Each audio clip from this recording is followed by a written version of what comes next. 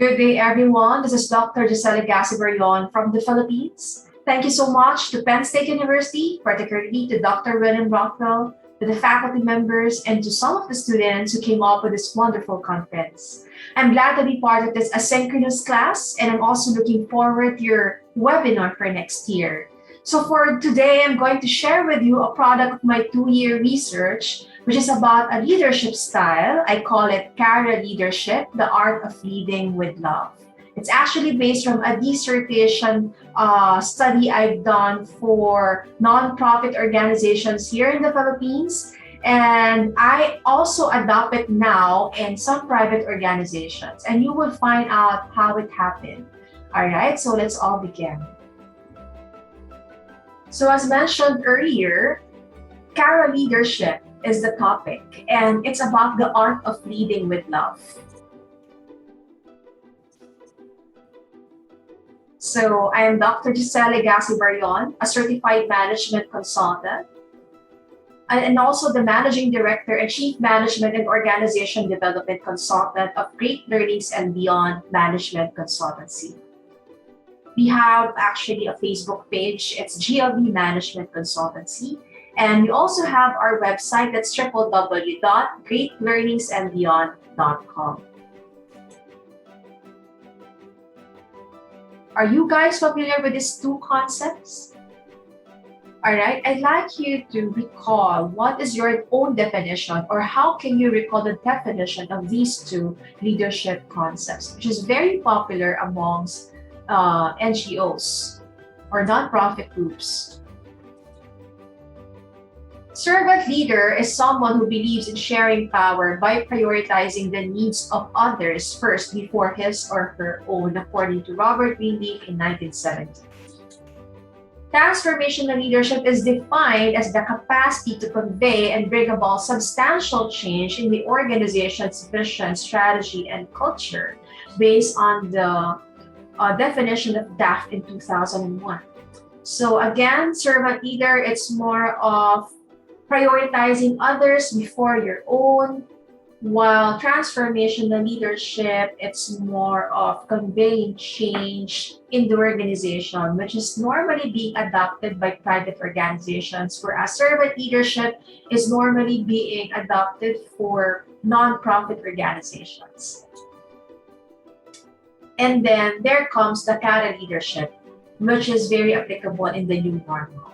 And this is the outcome of my research, my 2-year research.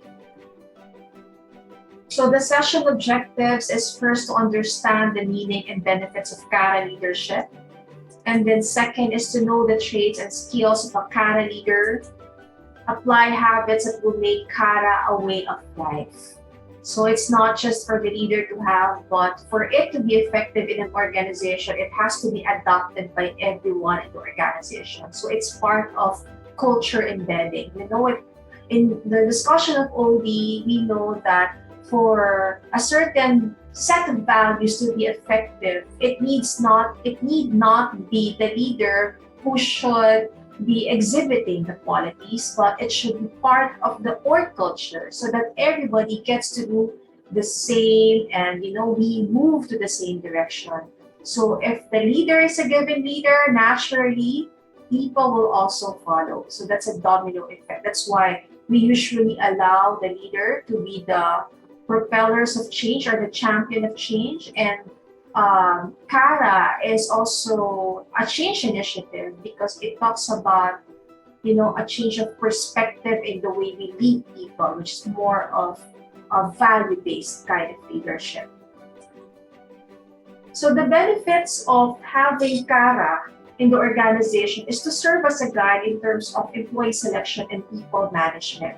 Employee selection in the sense that, you would get people who possess these qualities of a C.A.R.A person, not just a C.A.R.A leader, but a C.A.R.A as a person, or C.A.R.A traits. And people management, so guide in terms of leading people, managing people. A guide for coming out with company programs for leaders and employees.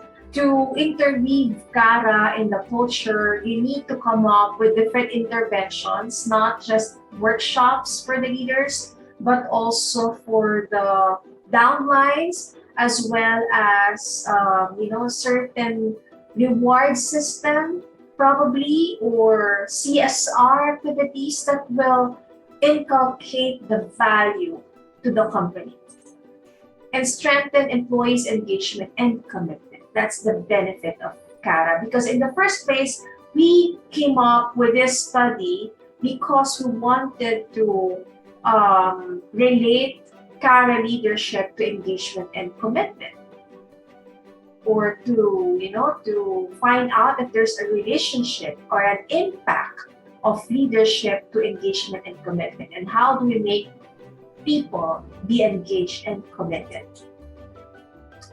All right, so what is C.A.R.A leadership and what is C.A.R.A? All right, so before we understand what C.A.R.A leadership is, let's understand first what do we mean by the word C.A.R.A. So C.A.R.A came from the Latin word carus, which means beloved. It shows the most relevant norms of the concept of giving or benevolence.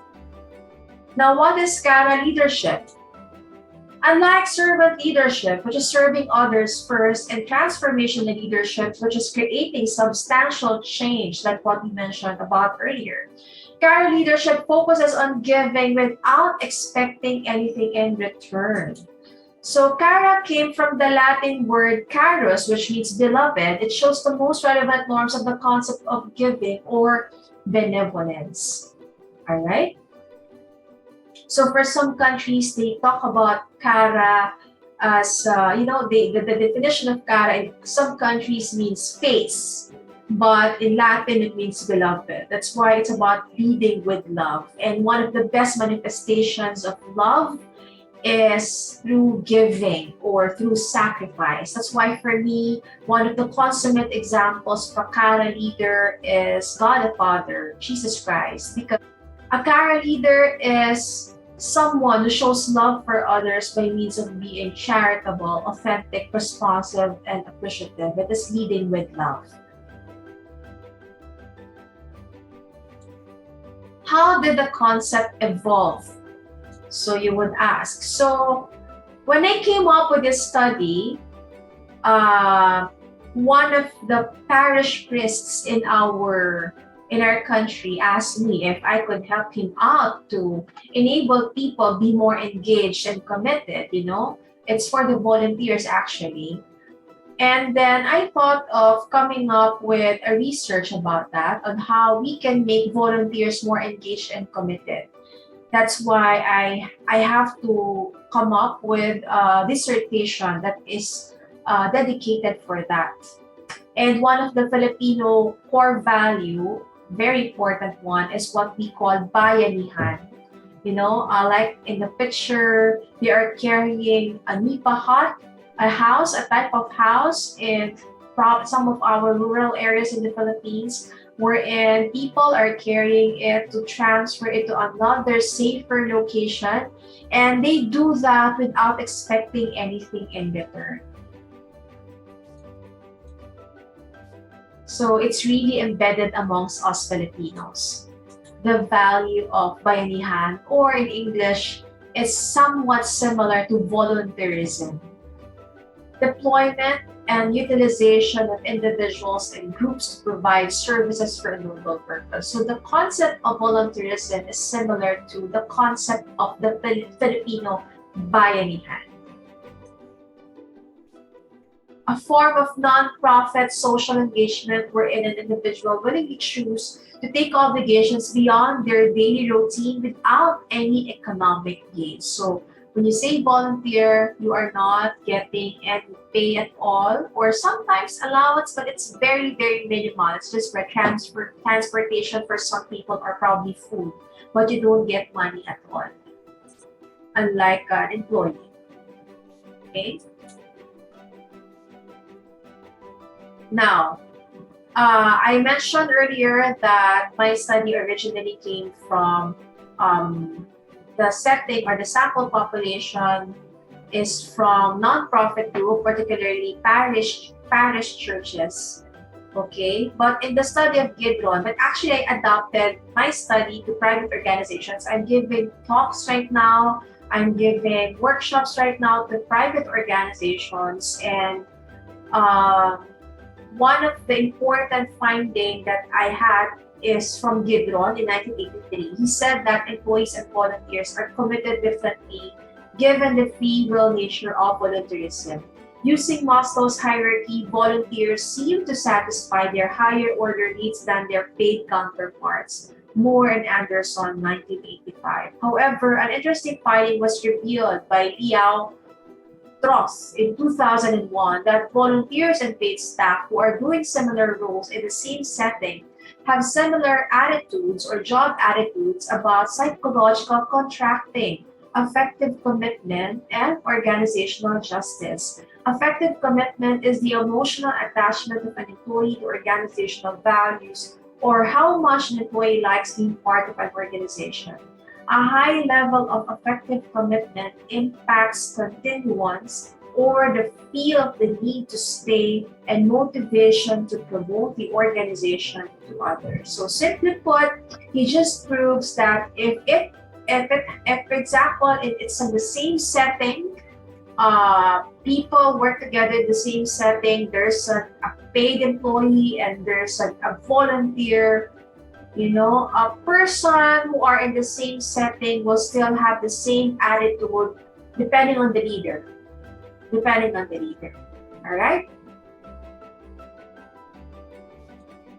So, C.A.R.A Leadership Model Conceptual Framework. So, as you can see, there is this Utrecht Work Engagement Scale for the Organizational Commitment Questionnaire.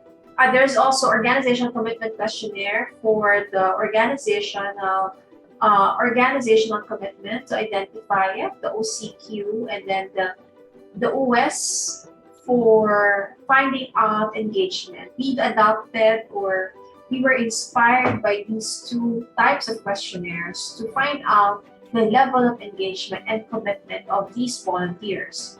And then those are the dependent variables. The independent variables are the leadership styles, as mentioned by Adam Grant in his book in 2013, which is Give and Take, wherein he identified that there are three main interaction styles that are being used, normally used, not just leaders, in fact, but all of us. It could be giver, taker, it could be a batcher too.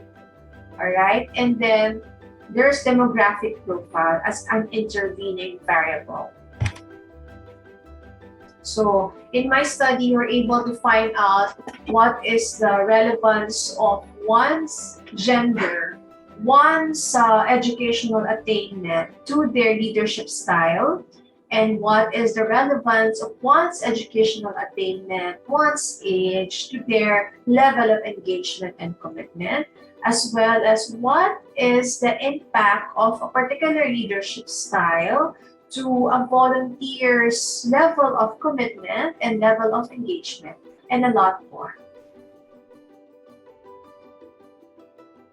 Self-assessment exercise, all you have to do is to choose the letter that you feel you can resonate with the most. So there are 10 questions that are all hypothetical ones. So you just have to choose from 3 options, whether it's A, B, or C.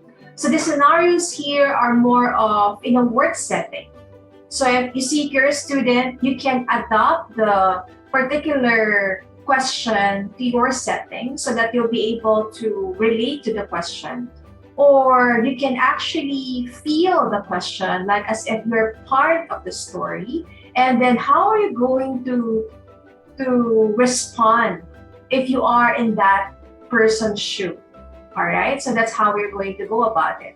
So I would like to suggested a good program title for an upcoming team building activity, which he coined. We commit together, we achieve together. Although this was initially his, you helped in the development of the idea for the title. You mentioned the slogan to the top management and they love the title of the event. What would you do? Is it A, inform our top management that the slogan is my staff's idea, I just help in its development? Or is it B, inform our top management that it is both our idea? Or is it C, do not inform our top management who coined the slogan since they did not ask anyway? All right, so number 8, you are currently organizing an event wherein you need to have a singer for the invocation. You found a gem through one of your staff named Martha. Unfortunately, Martha is overworked lately since there is a limited manpower. She begged if she could possibly be given at least a week to decide. The event is 2 weeks from now, but the lead of the program is asking to finalize the program performer within the day. What would you do? Is it A, tell her that she needs to finalize her decision within the day, take it or leave it? Or is it B, talk to the lead to extend the deadline in finalizing the program performer, otherwise you will no longer help them? Or is it C, offer the assistance she may need to help her with the decision making? All right, I hope you were able to come up with the answer, so we need not go back to it. Like what I mentioned to you, the first thing that comes into your mind should be your answer. The main reason why I joined the company or the group where you are, all right, is it A, to give back to the society, to my family, and to God for all the blessings received? To offer my talents, skills, and knowledge for the benefit of helping others? Or is it C, to improve myself, broaden my network, and earn a good credential or status? All right, and then number 10, last but not the least, a friend of the company named Mike gave you a good recommendation in LinkedIn even without asking. What was his reason for doing this? So for some of you who are not aware, LinkedIn is actually a social media platform, but it's intended for professionals, but there are actually some students who are joining it for possible career opportunity in the future. So if you're not aware of LinkedIn, you can actually take a look at it on Google. It's there, or on Play Store or on Apple stores. All right. So here are the multiple choice.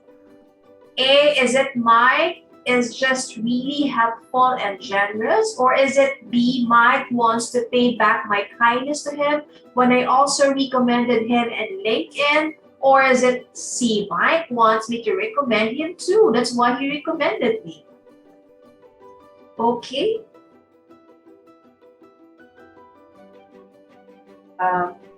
This is adopted, the questions were adopted from an actual dissertation work.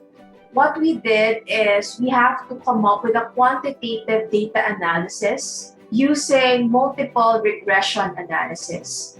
So that's how we arrive at the answer that we need to have in order for us to assess what kind of leadership style is being adopted by majority of the population in a specific group. So something like that. So what is the difference of engagement and commitment, you will ask? So when you talk about work engagement, it's the physical, cognitive, and emotional manifestations of organizational members' attitude and behavior that affect their work performance. Whereas when you talk about, it's characterized by having high in energy, involvement, and professional efficacy. Burnout or loss of engagement on the job is the complete opposite of work engagement. All right, so if the person seems to be very energetic, that person is engaged on the job. That's a very obvious manifestation of someone who's really engaged, actually. So look around you. If you have friends who are always hyper, always energetic, that person is a good member because that person is engaged. Okay? So when you're a recruiter and you want to look for someone who doesn't get to be bored with a job or doesn't get to get burned out easily, get someone who is physically active, always engaged, always involved. It's exhibited by vigor, high level of enthusiasm, dedication, strong involvement, and absorption, which is focused and immersed. Okay, and then the second dependent variable is organizational commitment. So for organizational commitment, it's the intensity of a person's association with and involvement in the organization.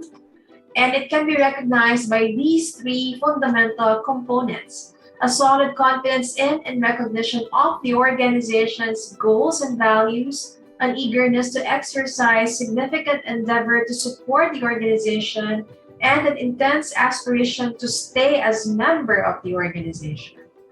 So it's more of your confidence and being part of the company, and wanting to stay there for as long as we can, and feeling that you are a part of a bigger picture. All right, that's being committed. So it's like in a relationship, when you talk about engagement and you're not yet, for example, if you're a Christian, you're a Catholic, we have marriage there. So when you are still engaged, you're loyal, but the level of your loyalty is not as high as compared to when you're already committed to the person, which is evidently done through marriage, and that's the time you get committed, right? And once you get committed, you do everything to make a relationship work out. Unlike an engagement, there's still the possibility for you to leave a relationship. And when you talk about relationship and its engagement, usually that is where the butterflies are still in your stomach and you still feel good seeing each other. But when you talk about commitment right after marriage, it's a decision. I mean, you're not always in love with your partner. It's always a matter of deciding whether you'll fall in love with the same person for the rest of your life. That is commitment. And it's the same thing with organization. When you work as a volunteer or when you work as a paid employee, you will encounter these things. Am I going to stay here for good or not? Or for engagement, do I like what I do? Do I like my job? Those are the process questions. I actually have another 10 sets of questions for engagement and commitment in my workshops, which is actually adopted from my dissertation. All right. So talking about C.A.R.A leadership. So we have 4 main traits of a C.A.R.A leader. That is being charitable, authentic, responsive, and appreciative. The end result of these 4 is for staff to be more engaged and committed. All right, there are 10 traits actually of a giving person. So out of the 10, these 4 are the ones who showed a direct relationship and impact to engagement and commitment. That's why that's how we conceptualize C.A.R.A leadership. So what do we exactly mean when you talk about being charitable? Charitable is being generous, or it's sharing of knowledge, talent, skill, time, or other resources without expecting anything in return. So let me just remind you that there's a word there, sharing. So you're not completely giving everything, but you're sharing something that you have. All right, you're sharing probably not just money, it could be knowledge, it could be talent, it could be your time or your skills, what I flash on the screen. So what are the ways by which you can show charity? These are process questions I'm asking you now, and I would like you to introspect so we can embed it in your way of life and in your organization. And how can you develop the value of charity as an individual and as a group? For yourself and for others, how do you develop the value of charity? And then number 2, appreciative. What is being appreciative? Appreciative is genuine and generous and recognizing the efforts and talents of others and allowing others to shine. Okay, the traits that I'm showing you are the reasons why employees are engaged and committed, particularly the volunteers who are part of my study.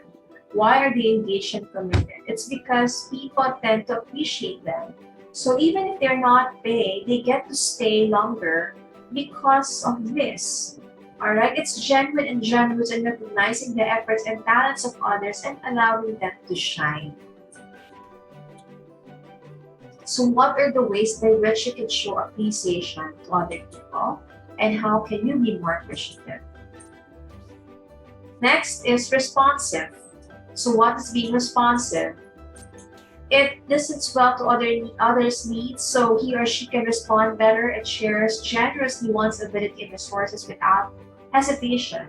Responsive is being there for the person when the person needs you. All right? It's actually defining further the kind of generosity that you have. It's not just sharing, but being there, being available for the person. So what are the ways by which you can show responsiveness, and how can you be more responsive to yourself and to others?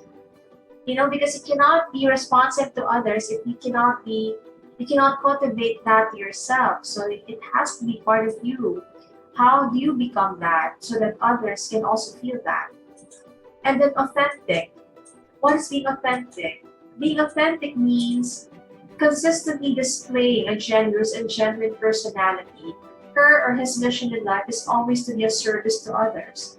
We have an authentic here, which means it's not just being sincere, it's also being, when you talk about sincerity, people are the same regardless whether they're in front of you or behind your back, and they do the same thing all over again. So what we meant by that is, so even though you don't get to see each other often, that person will still have the same amount of generosity, not just for you, but even for people whom he or she may not meet in his life. Being generous even to people who cannot return back the favor. That's authenticity. So what are the ways by which you can show it, and how can you develop authenticity? All right. So we're done with the 4. Congratulations. Now let's have an idea about engagement. So how did I come up with a questionnaire? There were actually 10 questions for it, but I tried to cluster them, to segmentize them. There are 3 main segments out of the 10 questions, wherein the first one is optimism and energy, or optimistic and energetic. And that number 2 is finds purpose and meaning, and number 3, proud of one's work. So those are the 3 main traits that will show that a person is engaged in his work or in his job. And there are several questions that can test a person's level of optimism and energy, finding purpose and meaning, and being proud of one's work. So I do this for the companies that I work with. I'm actually helping them adopt CARA in their way of life, and these questionnaires are also the things that I do for them. I ask them to answer it so we can assess how they are now. We can have an organizational climate survey for them, their level of engagement as well as commitment. So for commitment, we have 4 main dimensions. We have going beyond the extra mile. So as you can see, there's this, I'm willing to put in a great deal of effort beyond what is normally expected in order to help my ministry achieve its objective or mission. I would accept almost any type of volunteer assignment in order to keep working for this ministry. Okay, and then second dimension is being proud to be associated. So I talk about my ministry to my friends as a great place to volunteer for. Number 26 question out of the 30, I'm proud to tell others that I'm serving in the ministry. Number 28, my ministry really inspires me to perform my best in the volunteer job assigned. And number 30, I feel that my decision to volunteer in this ministry is a very good decision. And then third dimension under organizational commitment is loyal. So number 23 question, I value loyalty to my ministry. 27, I couldn't see myself working for a different ministry.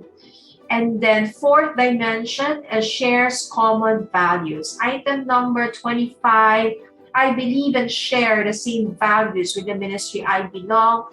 And number 29, I find it easy to agree with the policies of my ministry on important matters relating to its volunteers.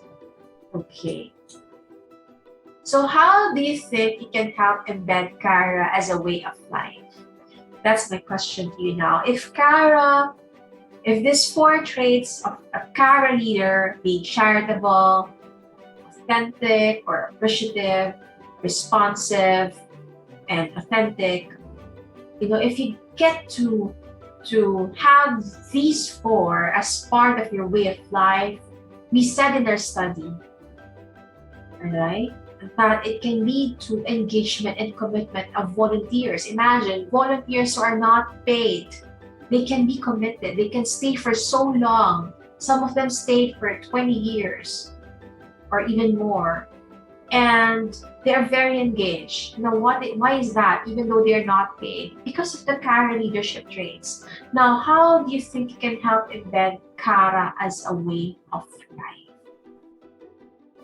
Now, I'd like to ask you, how can you embed that as a way of life? Given the questions I've asked you about earlier, so what would you likely do to make it part of you, being charitable, appreciative, responsive, and authentic? These traits, it doesn't have to be you, it doesn't have you to be a leader, but even though you're still a staff, or you don't have any team members, you're an individual contributor, or you're a solopreneur, meaning you don't work with anyone, you're a freelancer, you can actually still apply C.A.R.A as a way of life. Okay. So once again, C.A.R.A leadership, and the way we do it, you give, when you enter an organization, or when you become part of an organization, or when you want to adopt C.A.R.A leadership, you give your talents, skills, knowledge. That's the resource that you have. This is what you bring your family, to the association, to the groups, the company where you're going to work, or where you're working now probably, and then serve. Now, once you give your talent, skills, knowledge, or other resource, you serve. You just don't give, because there are a lot of talented people, but people cannot feel their presence. They cannot feel their authenticity. They cannot feel their generosity. They're being human. They're being appreciative or responsive to our needs. So you need to have C.A.R.A as a way of life, so that you can transform. Because C.A.R.A can lead people to become more engaged and committed in one day. All right. So before I end my presentation, I'm just going to share this particular reading. I saw this in Reader's Digest, and this is very apt because it happened in during the lockdown. So this is a very relevant and recent example. So let me just read it for everyone's benefit. My mother just called me. She had ordered some flowers from a small local store to be delivered and dropped on the porch. When they brought the flowers, they said, "Hang on, we have something for you." The driver went back to the truck and proceeded to bring out a bag of hot meals and then multiple bags of groceries. My mom was speechless and asked, "Why?" They said, "When you called, you mentioned you had promised your daughter not to go out. So we were worried. You had no food and brought some." So imagine they were actually listening very carefully to what their buyer was telling them. So when the mom called the shop, the flower shop, she said that she's worried. That's why she promised her daughter that she will not go out. That's why she's calling. She's giving this flower shop a call so that they can, bring along flowers. So when they heard it that she's not going out, they kind of gotten worried as well. They have gotten worried as well. So what they did is they delivered food and brought them to her. All right. So now the daughter of this mom who called the shop said that my parents have plenty of food. I've set up weekly deliveries. But this small business wanted to make sure, and they refused payment for the food. So I would like to shout out this business to the rooftops: Castles, Garden, Lawn, and Landscape. one thing about coronavirus, there have been a shortage of toilet paper, but there absolutely wasn't any shortage of kindness.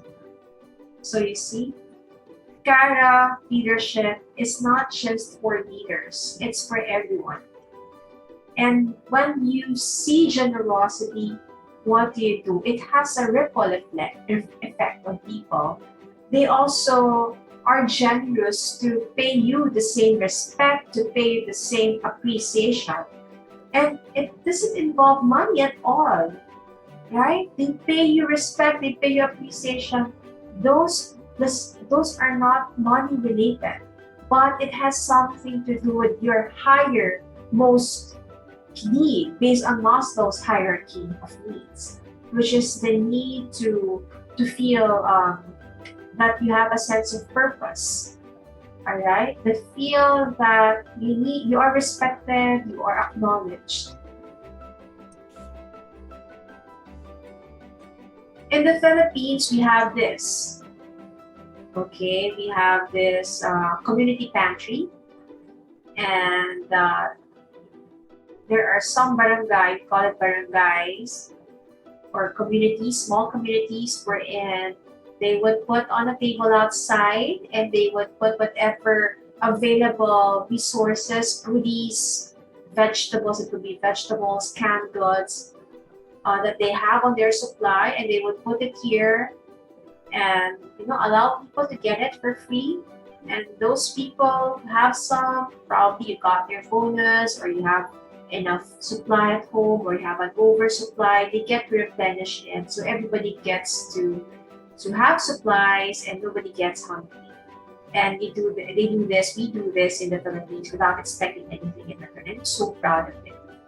That's a value that we have here in the Philippines. So bayanihan and community pantries are very much Filipino traits that we are all proud of. And thank you for listening to us. Thank you for listening to me and for having me here. I'm Dr. Giselle Legaspi Barrion from Great Learnings and Beyond. If in case you're interested to adopt C.A.R.A as a way of life or as a culture for your company and a leadership program for your management team, you can call us. This is a Philippine number, 79578183. Our area code is 632. So again, 632, that's the area code, 79578183. Our globe number is 0917-867-8007. We also have our website, it's www.greatlearningsandbeyond.com. Thank you so much for having me, and have a blessed C.A.R.A day ahead. God bless everyone. Stay safe.